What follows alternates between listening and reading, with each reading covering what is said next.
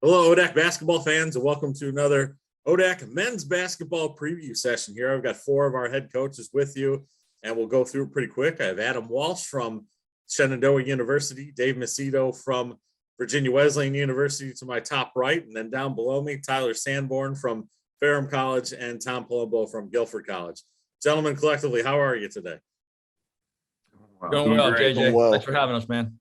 Good to see you. Well, we'll hop right into this common theme for each of you here.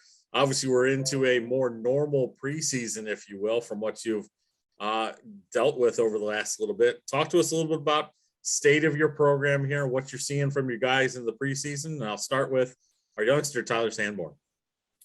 Yeah, I mean, preseason has been really good. The first couple of weeks of practice, our guys have really kind of picked up where they left off last year. We have a lot of returning guys, so pretty excited about, where we are right now, 10 days in, I guess probably a little bit further than that, practice 11 today. So, we have Kwan Madden McAfee returning, using his COVID waiver year. He was an academic All-American, ODAC Scholar Athlete of the Year last year. So he provides great leadership, has really had a laser focus here in the first couple of weeks of practice. So, I'm excited. We had added a couple of good pieces, some good freshmen, returned a lot from last year. So hopefully we can build on, the season that we had. We had some lumps, but I think at the end of the day, we're talented and we're deep. So, I hope that we can play to our potential. Coach Palombo. Yeah, we're excited to get, we've got things going, trying to get through every day. It's so early. We're just, trying to take everything one step at a time. And, we pretty much grind it out in practice. So we're trying to make some progress. We've got some new guys. We're trying to blend in with the veterans that didn't get much of a chance to play last year, but we're excited about it. Looking forward to opening here in November. Coach Walsh. Yeah, it's an interesting roster for us. I think we've got 6 returners and 10 new guys. Jalen Williams is our key returner, third leading scorer in the ODAC last year. He's ready to go, healthy, full go right now. And Davion Roberts is back from injury that kind of kept him limited last year. We feel really good. This is the best start of practice that we've had since we've been here, taking over the program. I think the deepest that we've been, and feel comfortable saying this is the best culture we've had. And that's the biggest part of what we had to do here to get things turned around. And we're really excited about where guys are connecting with one another and the start that we've had from a team building standpoint, and feel really good about creating a new foundation for our program. And Coach Macedo. Yeah, I would say that we got a long way to go. We're just starting out. I think Tyler said we are 11 practices in, and it's just step by step for us as always. But I do like the fact that, it's just awesome being back in the gym, and it's awesome being around you guys again, and diving in, and we're just focused on getting better and details. And we got a lot of guys right now. It's very competitive, and we got a lot of returners as well, new guys.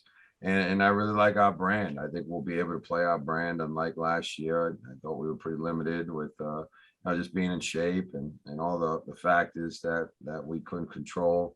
So, it should be a really tough year in the ODAC, and we're looking forward to, I guess our first game, first tournament. And I think we'll know in a couple of weeks, what this team is all about, what our DNA is. Well, I think each of you has done very well over the last, year plus, kind of working through the managing the COVID system that we've had going on. It's been a weird environment that we had. We got through the 2020 championship and then lost the NCAA championship, lost all of last fall, and really put together an abridged schedule that we had last year that was successful for what it was. I mean, men's basketball, men's and women's basketball were the first sports really out of the gate for us. And as I look to, kind of take this in two separate ways here, Coach Macedo, want to stay there with you. I mean, when you're talking about, how long you've coached there, what did you learn about yourself and your coaching process, or something going through this that just kind of changed the way you're doing things?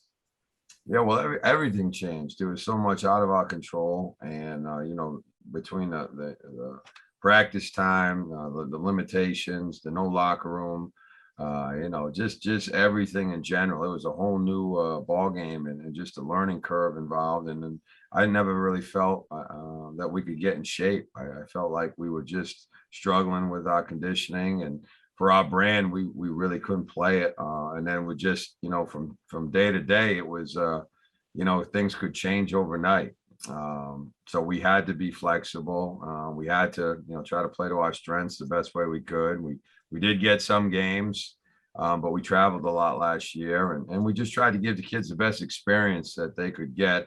I think they knew at the end of the day, anything could happen. We didn't get to play in the ODAC tournament, and I felt like we just couldn't do right by a couple seniors that graduated.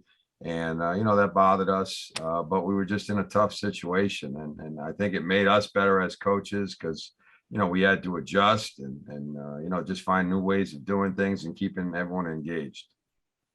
Coach Sanborn, kind of the same question for you, but from a different place where you're more in the beginning stages or early years of your coaching career. What is something that, that you were going through this as you're trying to build up your own philosophy anyway, and this just kind of flipped the script for you a little bit? Yeah, I really think it helped me slow down a bit, just with the structure changes in practice, having the 114 days versus the 19 weeks.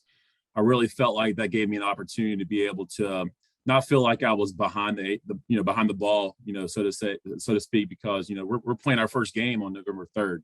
And that's 16 practices in. It's an exhibition game, so obviously doesn't count towards our record, but a lot of times I feel like in the past 4 years, I've really felt like, I'm trying to get so much in such a short period of time instead of slowing down. I know as a player playing for Coach Palombo, we really took every single detail really, really slow and learned, those things and before we can move on. So I felt like it helped me slow down a bit, help our guys with maybe some player development stuff. And then, just help me figure out, troubleshoot adversity. And, I think that's a great life lesson. It's a good lesson for our guys because things weren't perfect.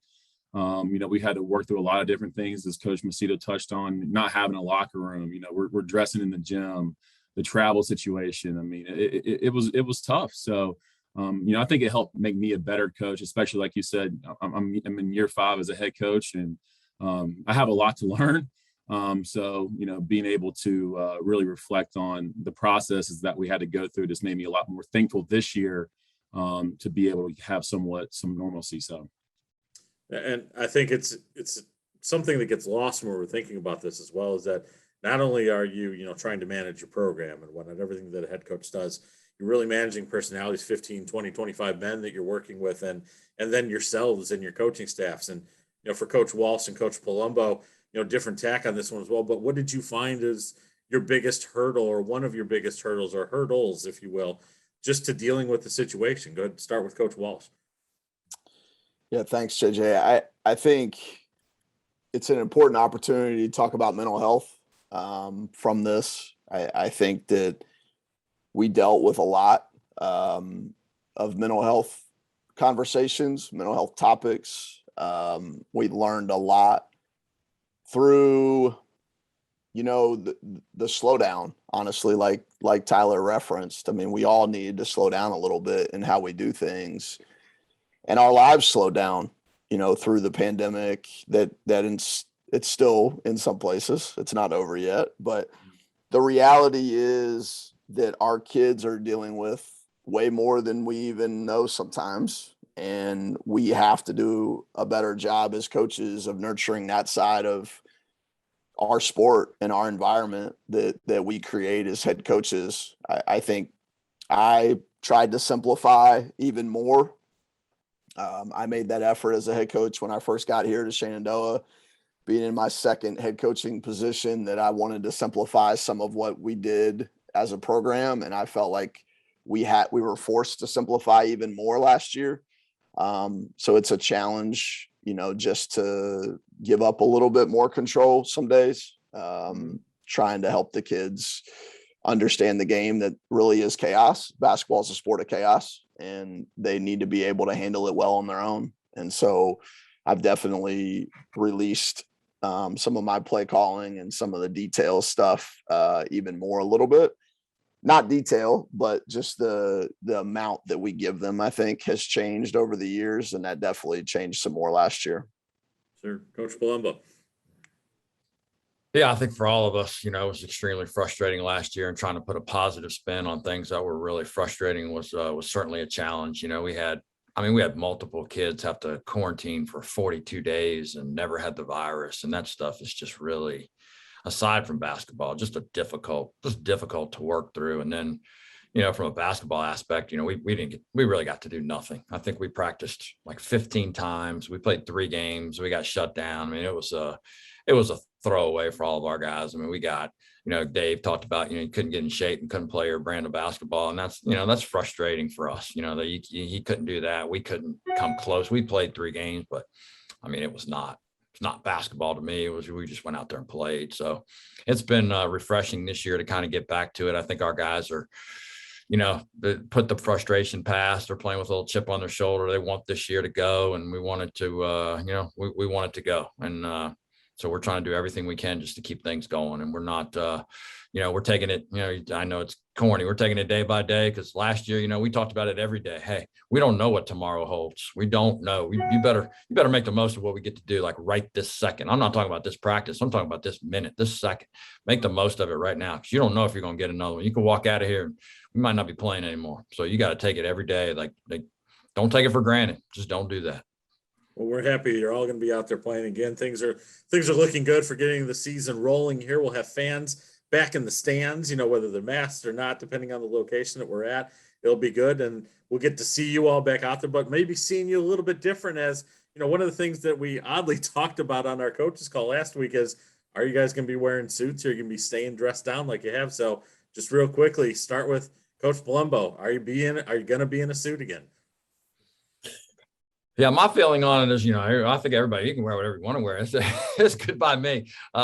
Me personally, I see myself, yes, as kind of, I'll be wearing a suit and tie. I mean, I don't have an answer as to why. That's probably just what I'll do. But I think everybody can wear whatever they want to. I'm good with that. Coach Sanborn, at 6'9", it takes a lot of material, as we talked about in the call, to make a suit for you. You can be in a suit or dressed down. Yeah, suits aren't cheap, but I've been able to acquire a arsenal over the past 10 years of my coaching career now that I've been doing this. So, but I enjoy the comfort of dressing down. I kind of rely on the older guys in the league and what they do and watch them. And, for me, wherever we go, if the coach is going to be in a suit, I feel like that's the respectful thing to do, and that's what I would do. But to me, it's the preference, whatever your preference is. But here at Ferrum, we're probably going to be dressing down a little bit. Coach Walsh, that pullover looks good there, man. We can see more of that on the sidelines. Yeah, occasionally. I think I'm definitely more of a suit guy, but I think we can handle polos every now and then, and quarter zips are good too. So I'll roll with it, but I think I still like dressing up. May lose the tie a little bit more than I have in the past, but I definitely will be in suits for most of the year. Coach Macedo, this was your topic. Where are you going to be at it? Yeah, I really like the dress down feel. Just doing it over a lot of years. I don't have many nice suits anyway. I think my kids always give me a hard time. I just alternate. So one game to the next. But I will always try to be as professional. Probably need to run it by our AD and check and see what her preference is. But I'm good with either. But I did like traveling in the polos. That was a more comfortable than being in a suit. I don't really change after games. So, that kind of gave me a little more comfortable. And that trip to Ferrum, 5.5 hours in one day and playing, that kind of made me feel like that helped. How's that? That helped. Well, Dave, don't worry about it. They make fun of me. I'm wearing suits I wore 30 years ago, because I've got like 4 of them. So I still wear the ones I wore 30 years ago. Absolutely. So if we have any makeup games, I could be wearing the same suit. Tom, people are not going to get on us for our styles. No, they're not.